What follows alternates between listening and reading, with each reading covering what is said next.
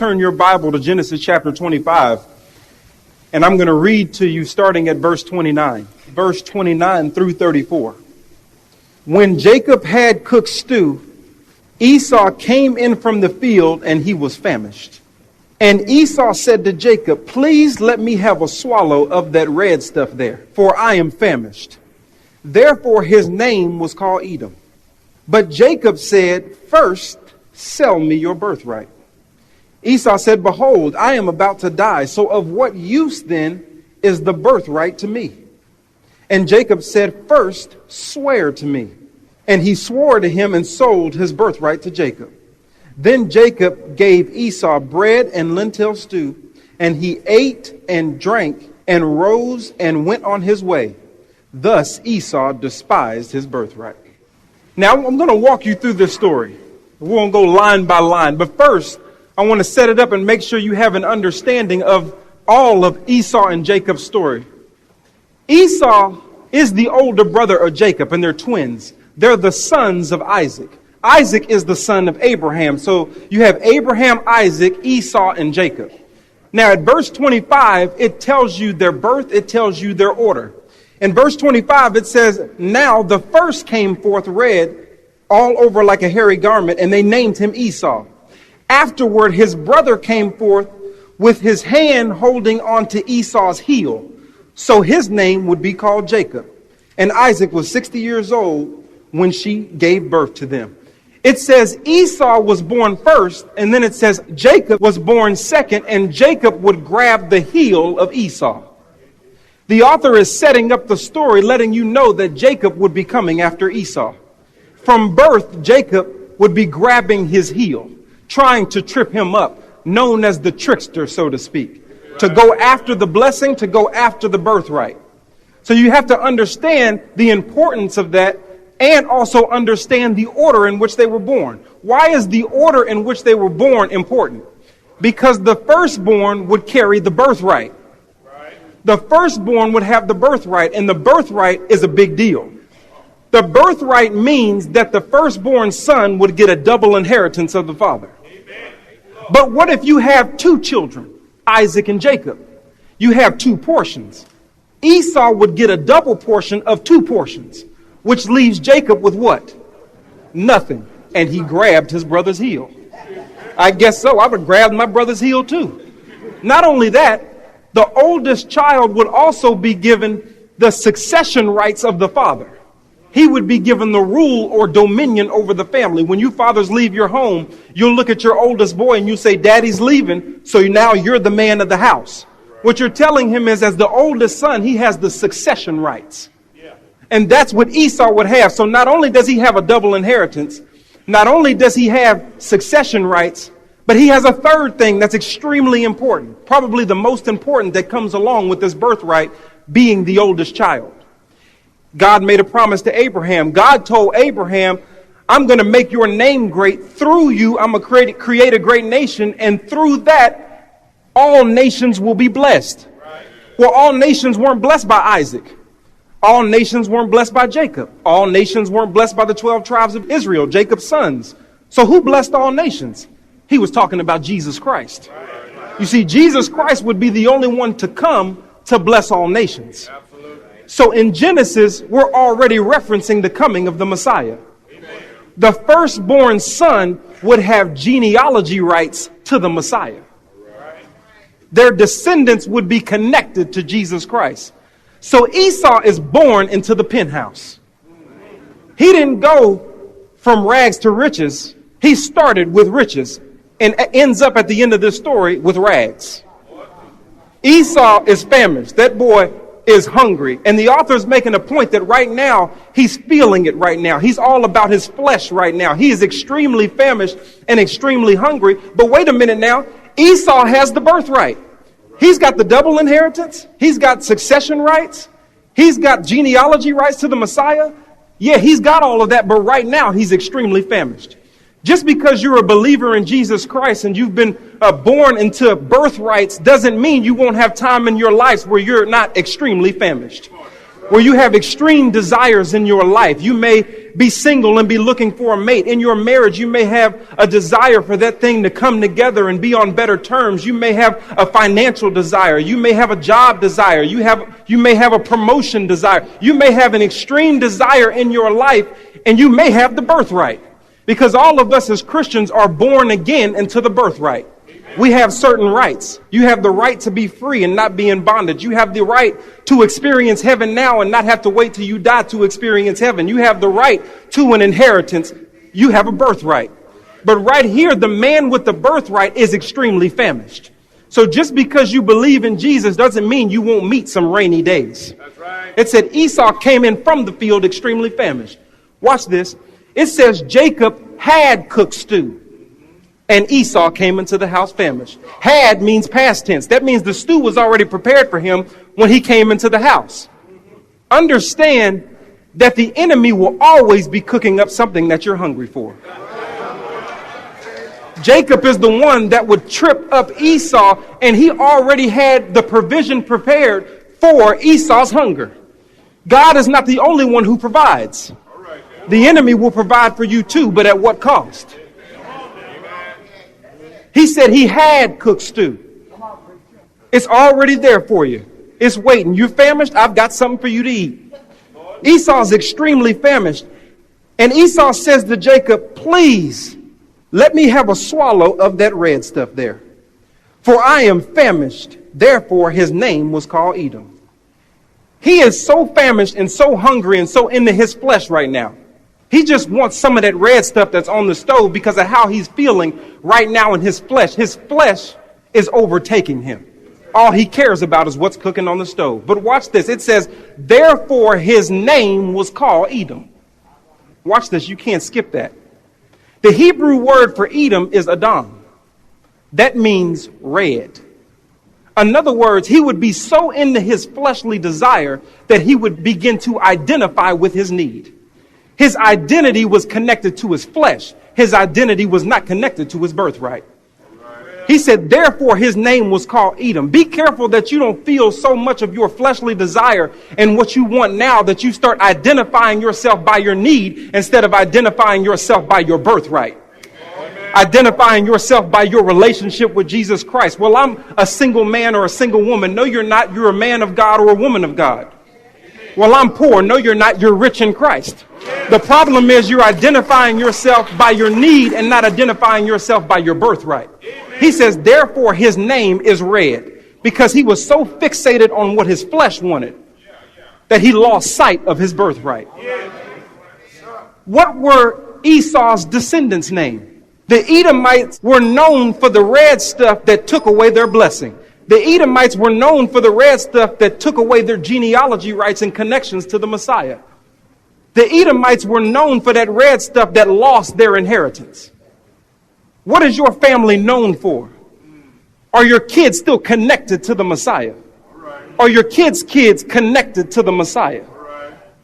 Or did they lose that because of that red stuff? What I was concerned with in my life, what my fleshly desire was, it wasn't wrong that Esau was hungry. That's a part of life. But when your hunger is in disconnect with the truth, when your hunger is in disconnect with your birthright, then we have a problem. My friend called me not that long ago and he was telling me about a funeral that went bad. I don't know if you've ever been to a funeral that went bad, but it's not a great situation. He called me, he said this was one of the worst funerals that I've been to in my life because the dude that tragically passed away, he was about 35 to 38 years old, right in there in his 30s.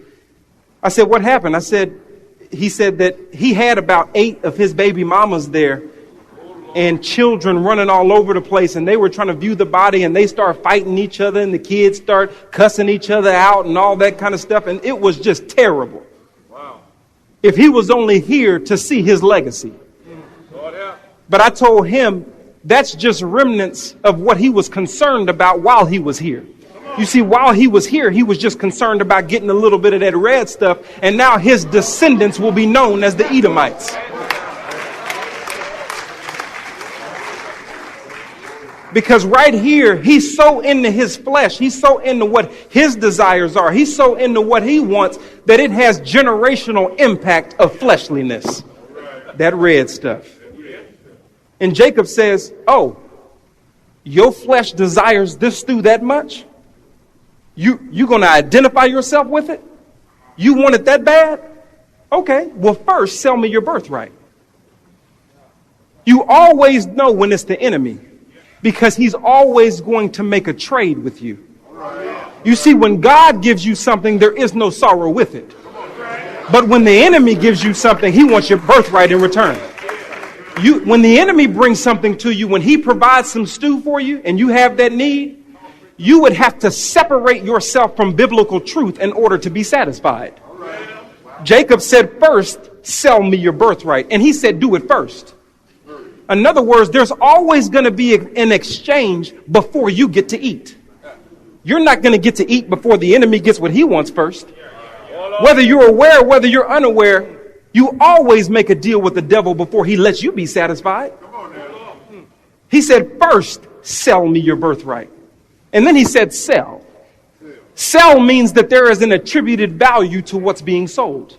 He didn't say, give me your birthright. He didn't say, trade me your birthright. He said, sell me your birthright. Understand that the enemy will always get more value out of the deal. Whatever you get is not going to be as valuable as what he takes. Jonathan Evans will take a closer look at the cost of our recklessness when he returns in just a moment. Stay with us.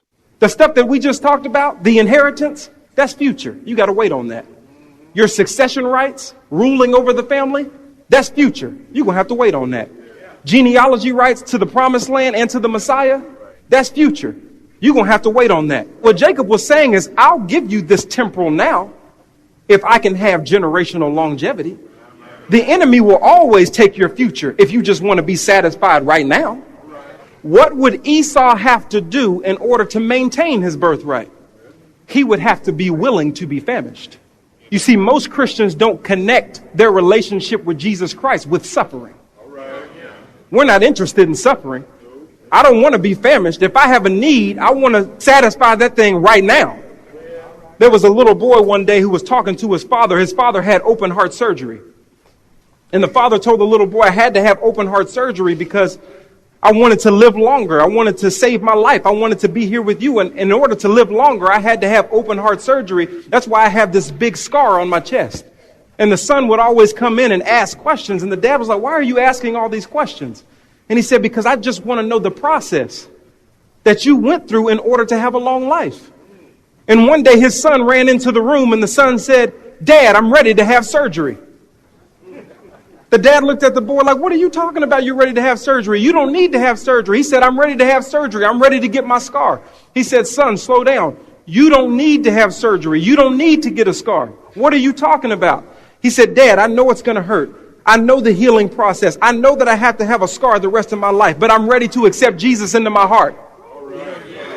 You see, the son attributed Jesus Christ to a scar, and he was still willing to do it. Most Christians don't attribute our relationship with Jesus Christ to bearing scars. So when it comes to how we feel right here, right now, I'll take care of that at the expense of my birthright. Because I want to be satisfied, and I want to be satisfied right now.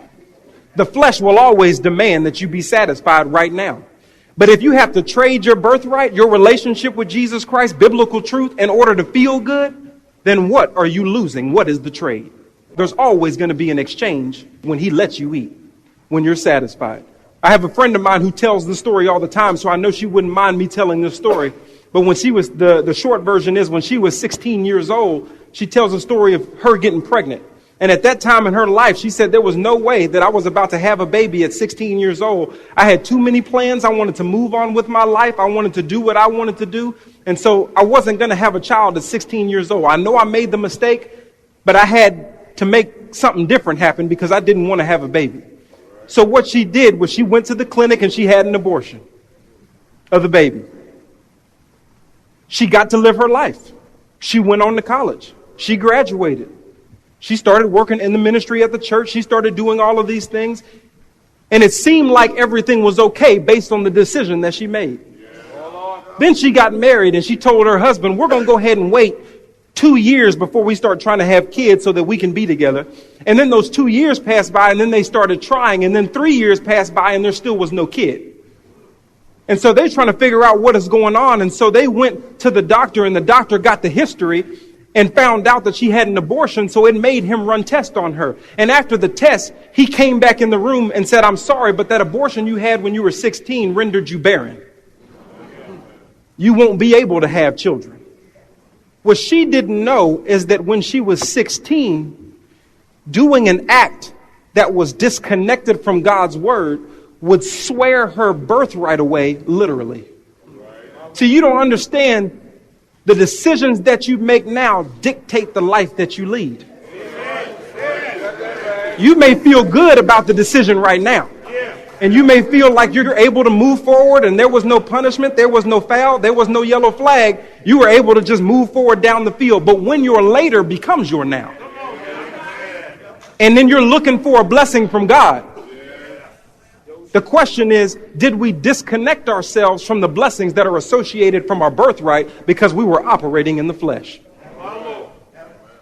Now, don't get me wrong. She's restored. She adopted a child. She's raising a child. She's teaching other women about this.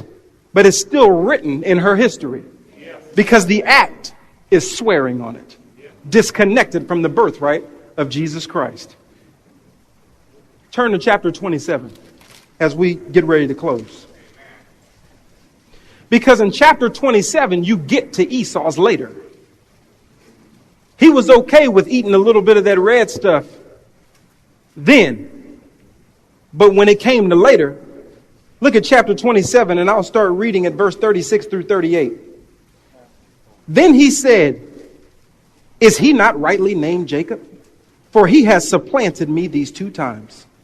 He took away my birthright, and behold, now he has taken away my blessing." And he said, "Have you not reserved a blessing for me?" Isaac replied to Esau, "Behold, I have made him your master, and all his servants I have given to him as servants. And with grain and new wine I have sustained him. Now as for you then, what can I do, my son?" And Esau said to his father, "Do you have only one blessing, my father? Bless me, even me also, O my father." So Esau lifted his voice and wept. He ate and he drank and he got up and went right on about his way in 25. But when he was looking for his blessing, he wept. Because he realized in his later what he had sold in his past. You may not realize it now. Jesus Christ, they stretched him wide, they hung his head, and then he died. And we trade that for a little bit of that red stuff. Whatever that is in our life. You young people, as you move forward, you graduates, don't trade your relationship, your birthright, your connection to Jesus Christ for a little bit of that red stuff. Because those college days swiftly pass. And then you're going to be in church looking for a blessing from God. And the question is, does he see you fit to carry the blessing that's connected to your birthright?